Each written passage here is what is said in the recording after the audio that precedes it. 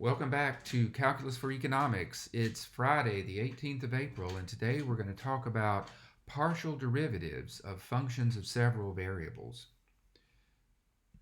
So, up to now, we've been applying our calculus to functions of a single variable. You know, things like f of x equals e to the x, or g of x equals 48 minus 16t squared.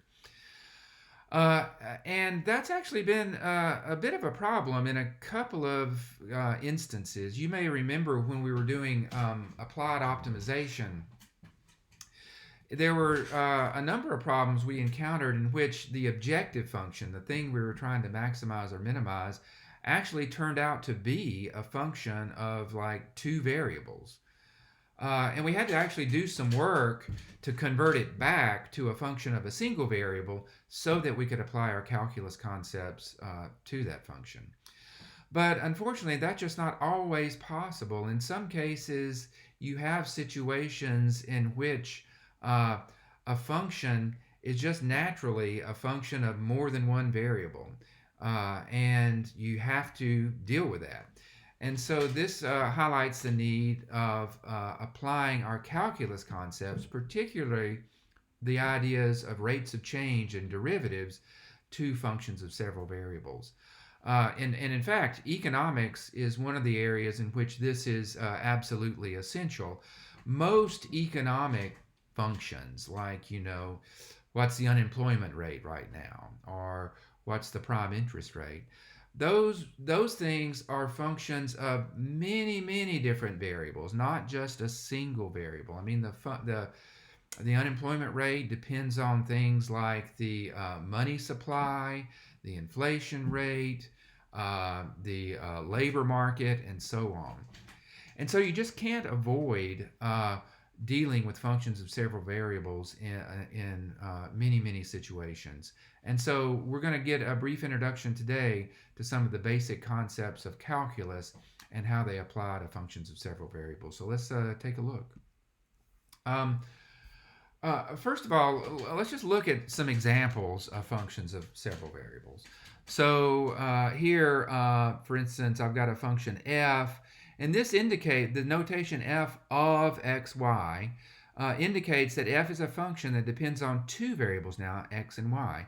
And in this particular case, f is what you get when you take the first input variable x, square it, and then add it to the square of the second input variable.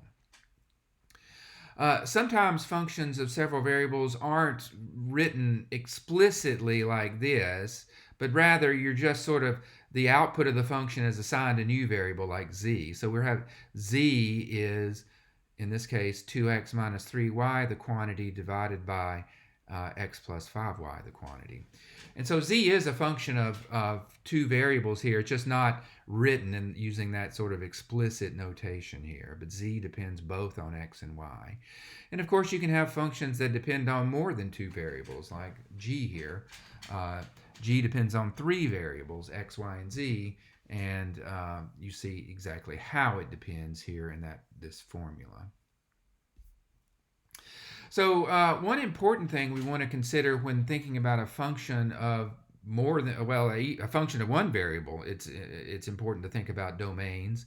And it's certainly important in functions of several variables to think about the domain of the function. So as usual, in a mathematical sense, the domain of the function is simply all values of the function for which it makes sense to do the computation that's involved. So think about a function like this. H of st is the square root of the quantity 1 minus s squared minus t squared. And let's find the domain of h. Well, you reason in very much the same way here as you would with a function of one variable. Looking at h here, h is the square root of this expression. So we know that in order to take a square root, the quantity you're taking the square root of needs to be at least 0 in order for the computation to make sense. And so here this would tell us that we need 1 minus s squared minus t squared greater than or equal to 0. So the domain would be the set of all s and t pairs that make that true. Well, when is that true? Well, you can just bring the s squared and the t squared over to the other side of the equation by adding. So you get 1 greater than or equal to s squared plus t squared, or as I've written it here, s squared plus t squared less than or equal to 1. So the domain of H here would be the set of all s and t pairs such that s squared plus t squared is less than or equal to 1. Now that's a region in the ST plane. So here I've got a plane where I've labeled the horizontal axis S and the vertical axis T, and I've dotted in, I've sort of shaded in the region where S squared plus T squared is less than or equal to 1. That's the domain of our function H. How did I get that? Well, one thing that I did was just I kind of looked at the boundary. When would s squared plus t squared actually equal 1? Well, s squared plus t squared equals 1 is a circle, right? It's the unit circle, the circle of radius 1 centered at the origin. So those points are in the domain because we get s squared plus t squared can be less than or equal to 1. When would s squared plus t squared be less than 1? Well, you can kind of just think about it for a minute, or you could take a test point, right? But if you take any point inside that circle, right, both s and t will have decreased, and therefore s squared plus t squared will now be less than 1. So the points where s squared plus t squared are equal to 1 are the boundary, and the points where s squared plus t squared are less than 1 are the interior, and the domain is the union of both. So the domain of H would be the set of all points s comma t that are either on or inside the circle s squared plus t squared equals 1. Let's take a look at another example. Think about z equal 3x minus 2y divided by 2x plus 4y. And let's find the domain of z here. Well, in this case, we don't have a square root, we have a quotient, right? And so you might ask yourself, where could doing this quotient go wrong? Well, we know that division by 0 is undefined, so the domain of this thing is going to be the set of all xy points except those that make the denominator here equal to 0. So that's going to be all xy pairs except those that satisfy 2x plus 4y equals 0. Well, what points are those? Well, 2x plus 4y equals 0 just in case, and I just solve for y here, y equals minus 1/2 x. And so that's a line, and I've actually got that line drawn here in the xy plane dotted in. So what we're seeing is that the domain of z is the set of all xy pairs except the ones that land on this line. And why? Because those are precisely the points that would make the denominator 0. So in this case, the domain of z is essentially all of the xy plane, every point in the xy plane, except the points that lie on the dotted line here, y equal minus 1/2 x. So finding the domain of a function of 2 or more variables can be a little bit tricky. You have to just look at, what function am I trying to compute, and what are the values of the variables that would make that computation undefined. That's really the question you have to ask, and how that plays out can vary depending on the function that you're given. Okay, so let's now talk about the idea of a partial derivative. These are going to be the kinds of derivatives we calculate for functions of several variables. So let me introduce some notation first. You see this kind of funny looking d over dx? That's the notation for the partial with respect to x. And the reason I don't just write a regular d here, but this kind of hunched over d, is to emphasize that this is a partial derivative now, as opposed to a derivative of a function of a single variable.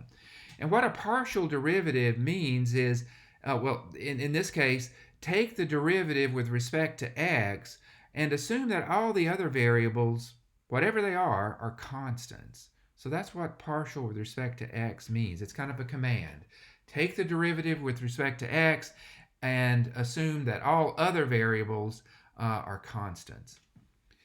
And then you could also do the same thing for y. So partial with respect to y means take the derivative with respect to y, this time assuming all other variables are constants.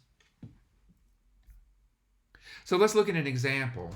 Suppose we were to take the partial with respect to x of the expression x squared plus y, x squared times y plus y cubed. Well, partial derivatives are just derivatives, and so they obey all the same rules of derivatives that we know about before. So the derivative of a sum is a sum of the derivatives, right? And that's still the case here. So the partial with respect to x of this sum is the partial with respect to x of the first term plus the partial with respect to x of the second term. So that's how I get this. The derivative of a sum is the sum of the derivatives, and that's still true for partial derivatives. Now, the partial with respect to x of x squared times y, what do we do with that? Well, remember, that means take the derivative assuming x is the variable and all other variables are constant. So this would mean that we're to assume that y is a constant here. So we've got a constant times x squared, and we're trying to take the derivative of it. So the y can pop outside the derivative, right? And we just have the partial with respect to x of x squared. So that's how I go from here to here. What about from here to here? Well, again, partial with respect to x means any variable other than x is considered a constant. So y is a constant. So if y is a constant, y cubed is still a constant. There's no variable there, right? The only variable is x as far as this guy is concerned. And we know the derivative of any constant is 0, and so that's how I get this. So right now I see that I'm working with y times the partial with respect to x of x squared plus 0. Now, the partial with respect to x of x squared, that just means take the derivative, assuming x is a variable and everything else is a constant. Well, there's no other variables in here. The derivative with respect to x of x squared is just 2x, and so that's what we get here. Of course, adding 0 changes nothing, so I don't have to carry that around. So we get y times 2x, and I would usually just write this as 2 times x times y. So the partial with respect to x of my expression x squared y plus y cubed turns out to be just 2 times x times y. What if we took the partial with respect to y of the exact same expression? So this is the same thing we were looking at before, but now we want to take the partial with respect to y. Okay. Well, a partial derivative is still a derivative, so the derivative of a sum is the sum of the derivative, so I get partial with respect to y of x squared y plus partial with respect to y of y cubed. Now here, since it's a partial with respect to y, in the expression x squared y, x squared is a constant, so it pops outside the derivative. So we get x squared times the partial with respect to y of just y. And then here, the partial with respect to y of y cubed is just 3y squared, because it just means, take the derivative with respect to y, assuming all other variables are constants, but there's no other variable here. So just get 3y squared. Now, the partial with respect to y of y itself is just 1. The derivative of y with respect to y is just 1. And we can just carry down the 3y squared, and so I'm getting x squared plus 3y squared. So the partial with respect to y of x squared y plus y cubed is x squared plus 3y squared. So notice that in this example, I've used the same expression, x squared y plus y cubed, but first I took its partial with respect to x, and I got 2xy. And then I took its partial with respect to y, and I got something different, x squared plus 3y squared. So this points out something that commonly happens. If you've got a function of two variables, the partial with respect to x often looks very different than the partial with respect to y. Okay, so let's look at a couple of other examples. And the basic idea here is that the only difference in partial derivatives is that you consider all other variables a constant. But the rules of differentiation really don't change. So suppose I consider this example, the partial with respect to x of x squared times e to the 2y. Well, since y is considered a constant here, because I'm taking derivatives with respect to x, e to the 2y is a constant. So it pops outside the derivative, and I'm just left with the partial with respect to x of x squared. That's 2x, and I would just write the whole thing then as 2x times e to the 2y. Let me change the example just a little bit, though, and show you what happens. So now suppose I have partial with respect to x of x squared times e to the 2xy. So instead of just 2y, now I have 2x times y. Well, now I can't really consider this second term in the product a constant, right? Because it has an x in it. Both x squared and e to the 2xy depend on x. So I can't just pop that e to the 2xy outside the derivative anymore because it has an x in it. I actually have to use the product rule here, right? So that says the derivative would be the derivative of the first guy times the second plus the first guy times the derivative of the second. So this is just the product rule in play now with partial derivatives. So let's see if we can do these derivatives now. The partial with respect to x of x squared is, of course, just 2x. And so we get 2x times e to the 2xy for that first term.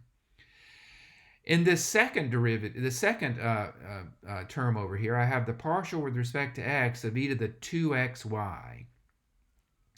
So here I have to use the chain rule. We know from our study of the natural exponential that the derivative of e to the something is just e to the something. So that's where this term is coming from. But the something wasn't just x, it was a function of x, namely 2 times x times y. So I have to multiply that by the partial with respect to x of 2xy. So that's the way the logic goes here. The partial with respect to x of e to the something is e to that something, but then the chain rule says I have to multiply by the derivative of the something. And so I have to multiply by the partial with respect to x of 2xy. But now we know the partial with respect to x of 2xy. Remember, y is a constant. Of course, 2 is a constant. So this would just be the 2 and the y can pop outside the derivative. I have the partial with respect to x of x, which is just 1. So I'm just getting 2y here. And so this is what we get. And I could clean that up a little bit just by moving this 2y over here. So there is the product rule and the chain rule coming into play in a partial derivative calculation. Here, I want to introduce also some alternate notation that you'll see very often for partial derivatives. Suppose you have z, a function of x and y. The partial derivative with respect to x, we could say partial of z with respect to x, but often you see this denoted as f sub x of xy. So f sub x of xy is another way of denoting the partial derivative of f with respect to x. And similarly, the partial derivative with respect to y, we know we could denote that as partial of z with respect to y, but we could also denote that using this subscript notation, f sub y of xy. So let's see how that works in a couple of examples, and we'll get some exercise in our exponential and log functions here too.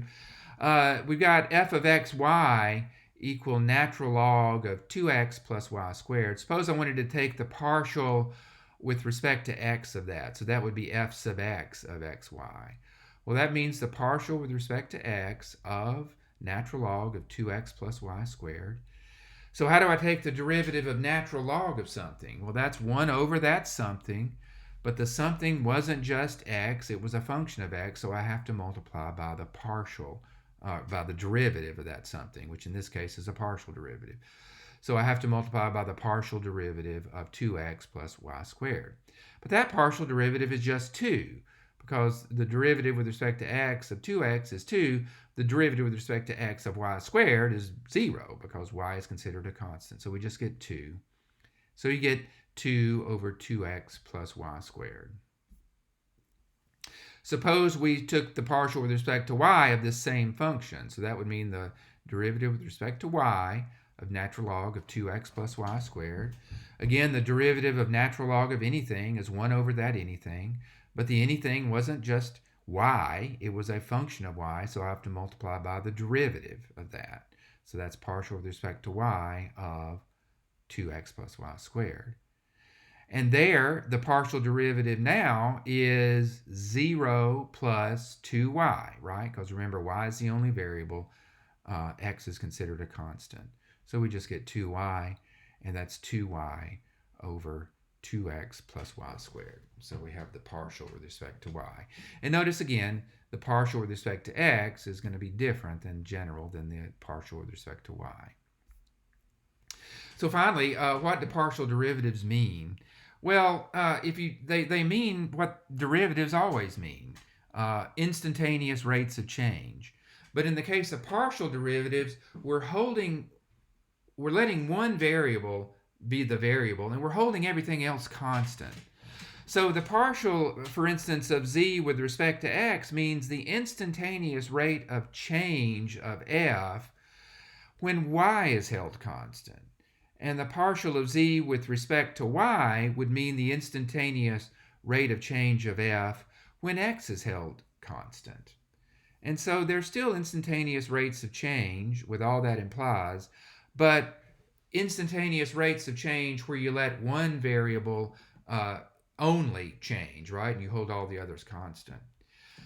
This is a really common thing to do in science in general. I mean, you like to try to isolate the effect of each variable individually, right? And so the idea of holding all the variables steady and just letting one of them change is a very common one in science. Sometimes it's called controlling, right? You want to control the other variables so that you can see the effect of just having one variable change. And partial derivatives are essentially the mathematical way of getting at that. Okay, so that'll be it for today.